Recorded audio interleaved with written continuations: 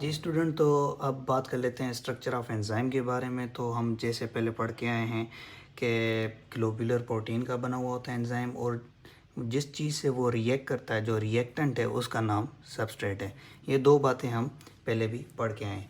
अब structure of enzyme में दो पार्ट्स में इसने डिवाइड किया हुआ है कि एक एक्टिव साइट और एक स्ट्रक्चरल पार्ट। हम दोनों डीप से देखेंगे। सबसे पहले अब सबस्ट्रेट से तो अटैच होता है, लेकिन होता किस जगह है? उस जगह का नाम है एक्टिव साइट। ठीक है। तो एक्टिव साइट एक स्पेशल एरिया होता है जहाँ सबस्ट्रेट आके अटैच होता है। अब इस एक्टिव साइट की पर्टिकुलर प्रॉपर्टीज़ हैं जो हमने देखनी है। सबसे पहले जो है वो ये बात करता है कि उसके पास स्पेसिफिक चार्ज होती है और उसका एक स्पेसिफिक शेप होता है।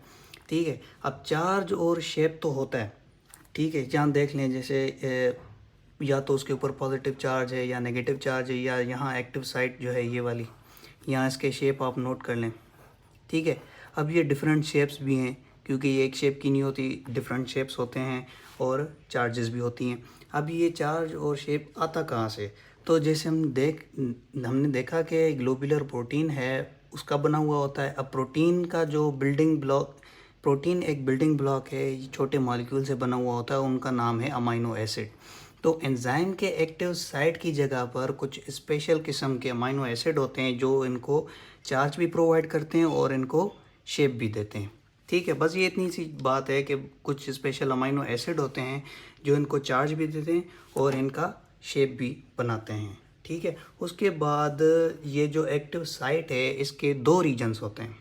एक बाइंडिंग साइट होती है, एक कैटालाइटिक साइट होता है। अब ये जो बाइंडिंग साइट है, यहाँ पे चार्जेस भी होती हैं, इसका शेप भी होता है। इसका काम ये है कि अटैचमेंट करवाना, सबस्ट्रेट के साथ एंजाइम को अटैच करवाना काम होता है बाइंडिंग रीजन का, बाइंडिंग साइट का। और कैटालाइटिक साइट का काम ये है कि जो रिएक्शन परफॉर्म हो रहा होता है, केमिकल रिएक्शन, वो हो रहा होता है इस जगह पर। ठीक है। तो बहुत ही सिंपल है। एंजाइम के स्ट्रक्चर में वो ग्लोबुलर प्रोटीन का बना हुआ होता है। जिस चीज़ से अटैच होता है उसको सबस्ट्रेट कहते हैं, जिससे रिएक्ट करता है। और कहाँ आके लगता है सबस्ट्रेट, उसका नाम एक्टिव साइट है। एक्टिव साइट स्पेशल एरिया है, उसका चार्ज और शेप होता है जो प्रोवाइड करते हैं कुछ स्पेशल अमाइनो एसिड। और ये एक्टिव साइट के दो रीजन्स होते हैं, एक बाइंडिंग साइट होती है, कैटालाइटिक साइट होती है। अब बाइंडिंग साइट के ऊपर चार्जेस भी होते हैं, इसका शेप भी होता है। कैटालाइटिक साइट का काम है केमिकल रिएक्शन परफॉर्म करवाना। अब ये जो एक मेजर ग्राफ मैंने बनाया है आप लोगों को इजी करके समझाने के लिए कि ये हमारा एंजाइम है और ये हमारा सबस्ट्रेट है। ठीक है। अब देखें, एंजाइम के ऊपर ये दो बाइंडिंग साइट्स हैं और ये कैटालाइटिक साइट है। अब सबस्ट्रेट के ऊपर देखें कॉम्प्लीमेंट्री।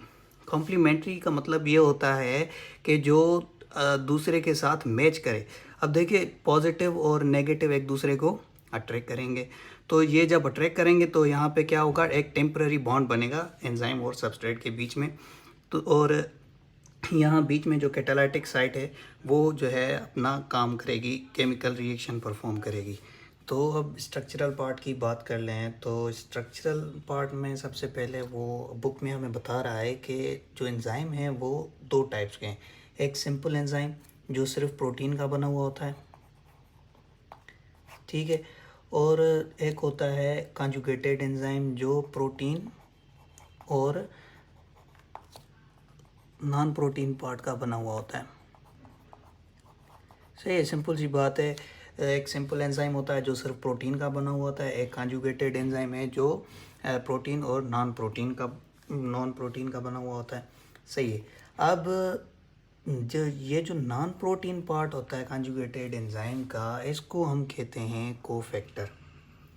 तो बिल्कुल ईजी है कि non protein part of enzyme is called cofactor. सही है। अब ये जो कोफैक्टर है वो डिवाइडेड है ऑर्गेनिक और इनऑर्गेनिक में। इनऑर्गेनिक की बात कर लें, ये जो इनऑर्गेनिक है मोस्टली क्या होते हैं, मेटालिक आयंस होते हैं। कैल्शियम आयन हो गया, पोटेशियम है, जिंक आयन हो गया, क्लोराइड आयन हो गया। आगे क्लोराइड आयन की मैं अमाइलेज के साथ किस तरह वो उसको एक्टिवेट करवाता है वो मैं बात करूँगा।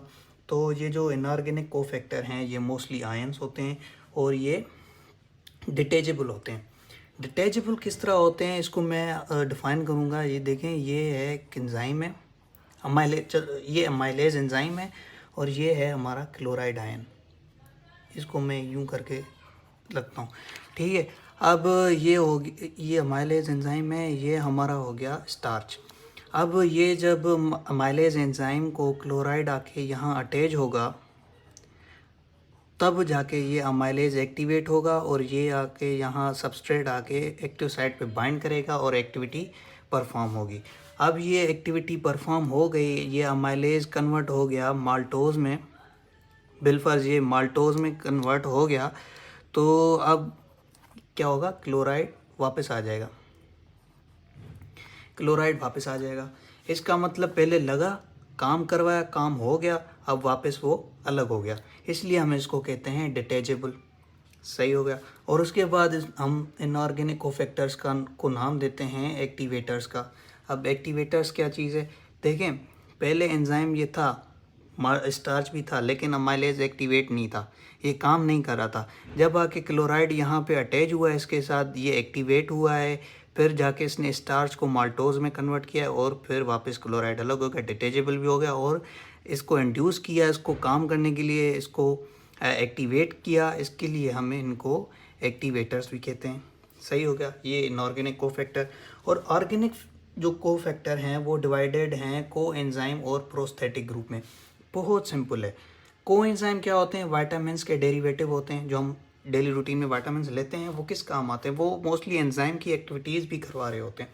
तो जो विटामिन्स के डेरिवेटिव होते हैं कोएंजाइम, वो उनको हम विटामिन के जो डेरिवेटिव होते हैं कोफैक्टर, उनको हम कोएंजाइम कहते हैं, और ये भी डिटेचेबल होते हैं, लगते हैं काम करवा के फिर अलग हो जाते हैं। इनका बुक में NAD FAD एग्जाम्पल दिया हुआ है, वो कंफ्यूजिंग है, इसलिए आप इतना याद कर लें कि कोएंजाइम विटामिन के डेरिवेटिव होते हैं, डिटेचेबल होते हैं बस। और प्रोस्थेटिक ग्रुप क्या होते हैं, वो परमानेंट पार्ट होते हैं, वो कोवलेंटली बॉन्ड हो जाते हैं एंजाइम के साथ। ये प्रोस्थेटिक ग्रुप हैं जो आके लगे और फिर काम हुआ, एंजाइम एक्टिवेटेड रहा, फिर अलग नहीं होते, तो ये प्रोस्थेटिक ग्रुप होगा।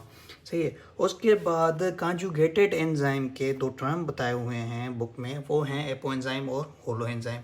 अब ये जो एपो एंजाइम है ये ओनली प्रोटीन पार्ट को हम एपो एंजाइम कहते हैं। अब ये जो एपो एंजाइम होता है ये non active form of coenzyme conjugated enzyme होता है, ठीक है। नॉन एक्टिव फॉर्म जो ओनली प्रोटीन का हो उसको हम एपो एंजाइम कहते हैं, और कॉन्जुगेटेड एंजाइम के साथ जब कोफैक्टर लग जाए तो हम इसको होलो एंजाइम कहते हैं, और ये एक्टिवेटेड फॉर्म ऑफ एंजाइम होता है। क्लियर हो गया।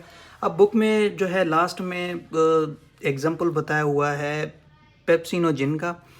पेप्सिनोजिन जब रिलीज़ होता है स्टमक से तो इनएक्टिव फॉर्म होता है वो, उसके साथ जब HCl आके रिएक्ट करता है तब वो पेप्सिन बनता है, पेप्सिन जाके अपना स्टमक में काम करता है। ये अमाइलेज और क्लोराइड का मैंने बताया कि अमाइलेज हमारे माउथ में, पेंक्रियाज में भी होता है, पेंक्रियाटिक जूस में। तो जब हम रोटी खाते हैं तो स्टार्च तो जाता है, लेकिन अमाइलेज कुछ इस तरह काम नहीं कर सकता जब तक उसको क्लोराइड ना मिले। तो क्लोराइड जब जाके अमाइलेज के साथ लगता है फिर अमाइलेज एक्टिवेट होता है, स्टार्च को माल्टोज में कन्वर्ट करता है। ये था हमारा स्ट्रक्चर ऑफ एंजाइम।